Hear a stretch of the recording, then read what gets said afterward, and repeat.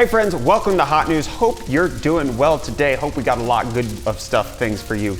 It's going well. Anyways, today's video sponsor is our website, UFD Deals, where you can find the best prices on all of the tech stuff that you need for your computer. Whether you're building a new little gaming PC that could also stream, or whether you're just building a new home theater PC, or if you just need to upgrade that monitor because yours is from those 4x3 days when your parents got it free with their gateway system.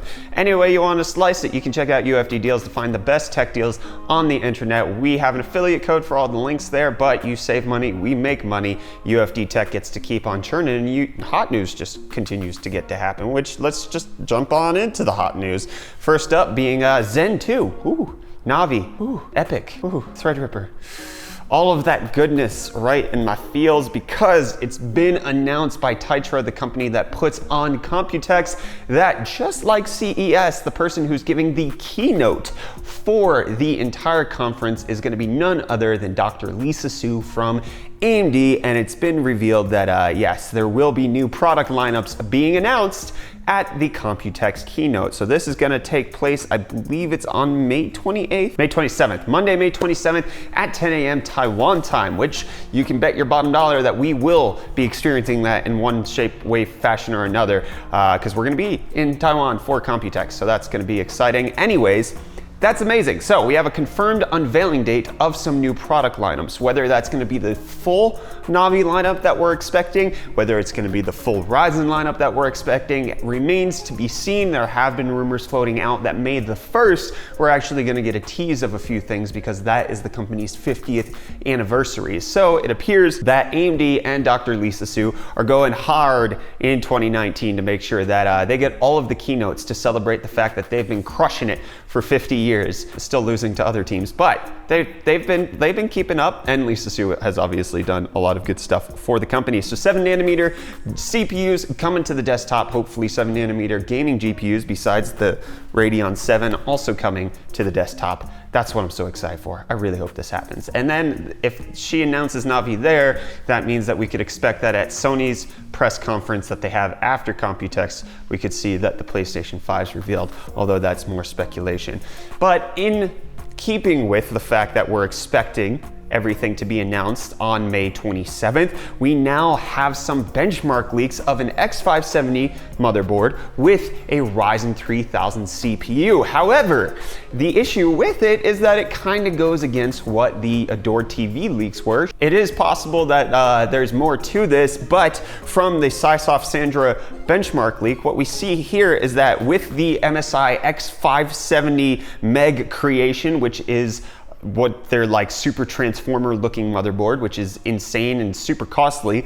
It's also running with an engineering sample of a 4-core 8-threaded CPU running at 3.8 gigahertz, which clock speed is okay, but with the Adore TV leak that we saw, there was no room for a 4-core 8-thread CPU. That wasn't existing unless, of course, it's some sort of APU of the Picasso variety. But as far as the desktop stuff, we're expecting Ryzen 3 to have 6 cores. So the fact that this has 4 cores is highly confusing, unless AMD, to just kind of shoehorn the theory to make it fit in my reality rather than having reality inform my theory, it could just be a new lineup where they're going to have Ryzen 1 as well. So you got Ryzen 1, which is 4-core 8-thread, Ryzen 3, which is 6-core 12-thread, right? That's what it's supposed to be. And then Ryzen 5 is 8-core 16-thread, and then Ryzen 7 is 12-core 24-thread, and then Ryzen 9 is 16 cores 32 threads. Yeah, I'm jumping through a whole lot of logic to make that happen. That's the best way to inform what you think. It's great. Just making sure everything fits into the thing that you want to believe is true, not what's actually true. But obviously this is all leaks. We have no actual benchmarks of what it's going to be. It appears to be a 65-watt chip, but whether or not it's going to destroy Intel remains to be seen, but we can all hold out hope. And then alongside of that, there have been some EEC filings of new Gigabyte motherboards of the X570 and X499 variety for the Threadripper 3 that's coming out, which should hopefully be 64 cores and 5 gigahertz. That would be amazing. So you can see here the entire list of the new motherboards that we're expecting from Gigabyte. That'd be pretty dope. But you know what you might want to do right now, my friends? You might want to hold on to your butts because the GPU mining crisis might be back. So apparently yesterday, April 22nd, not on April 1st when it would have been the best time to do it, Bitcoin's price jumped 20% in just a few short hours, finally breaking $5,000. As you can see here on the Bitcoin to USD charts. Holy crap, that's a massive spike in one day. It's its biggest increase since April of last year, which it went up 16%. So it looks like it's all happening again. Bitcoin's gonna keep going up. It's gonna hit $50,000 in the next 2 months. All of the mining is gonna come back. Everybody who sold their mining rigs is gonna be regretting it because then they're gonna have to rebuy their cards. And everybody who got to keep their graphics cards, like reviewers, are actually gonna make the bank because we can get in on it early thanks to the fact that we have all of the Turing cards, which are gonna slaughter the Pascal cards that everybody was holding on to. And it's gonna be a win-win for me. I actually don't think that's happening, but just so you know, crypto. You know what else is in the moon? Clouds.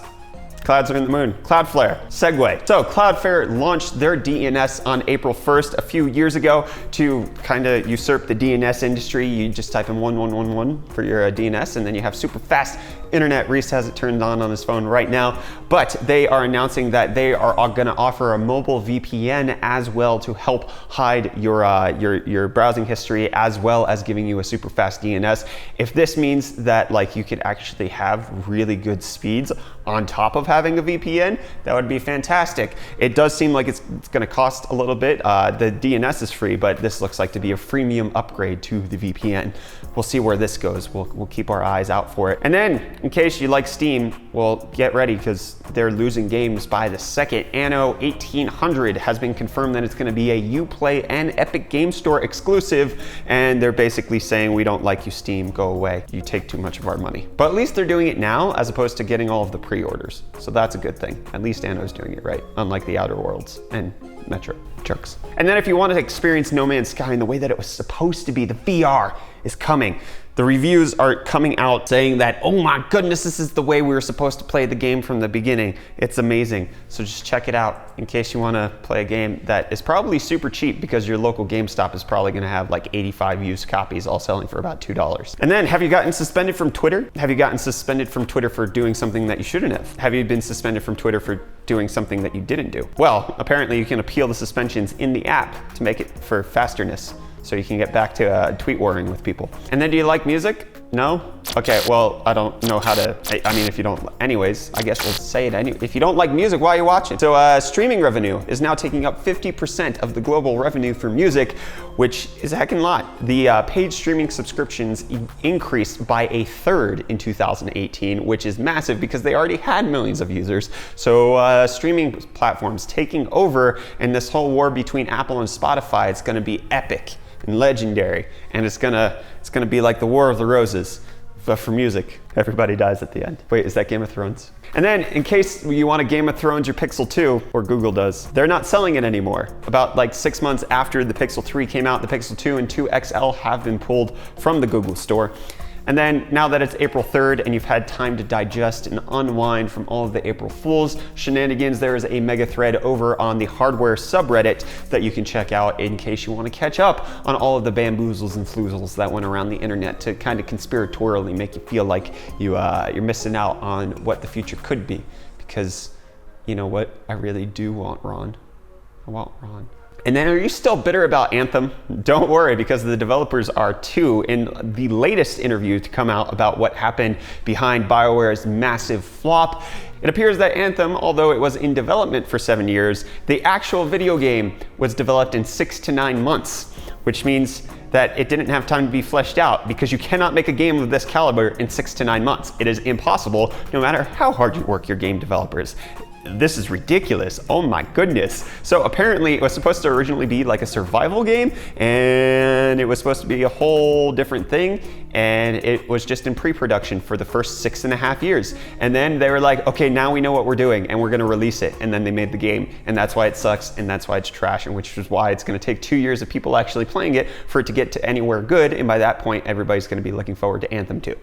And giving EA their money again, because we never learn. And you know what you should learn is that if you're the owner of the Corsair H100i Platinum Special Edition, RGB Platinum Special Edition, the new ones that just came out, there is a recall happening for them right now for only specific models of it because they actually leak. So you might want to check the link in the video description, match it with the product number or the serial number, because it's only based on that whether or not yours is specifically recalled or not. But in case you own one of those, links in the description for that. And then Asus, let's talk about some recalling stuff. It doesn't really work. Anyways, stuff's broken because apparently they changed the way that they're manufacturing the RTX 2080 Ti Strix, and it's messing with some water blocks. So if you pick up a new Strix 2080 Ti, it might not work with existing water blocks that are out on the market, and that would suck, especially if you spend all the money.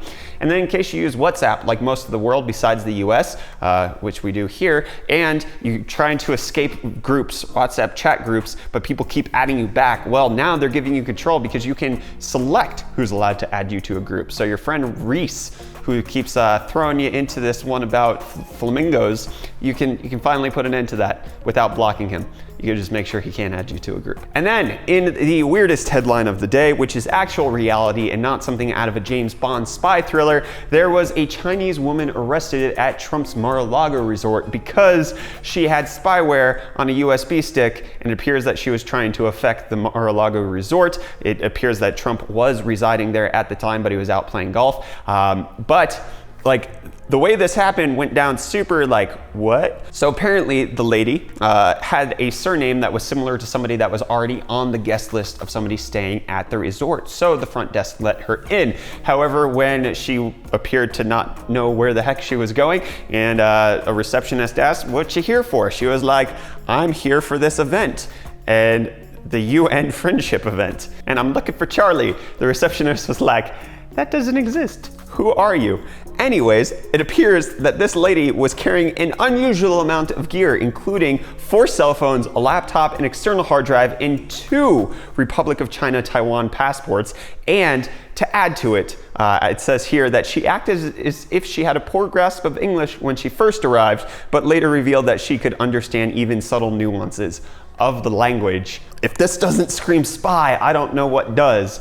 But USB with malware trying to attack Trump, taken care of by front desk.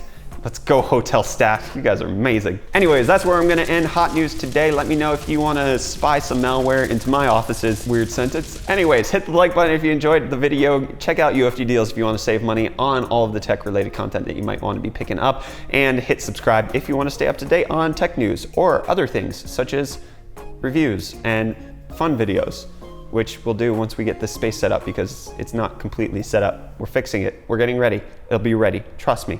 Anyways, I'm Brett with the UFD Tech Channel. Thank you so much for watching, and I'll see your smiling faces again in the next video. Love you too.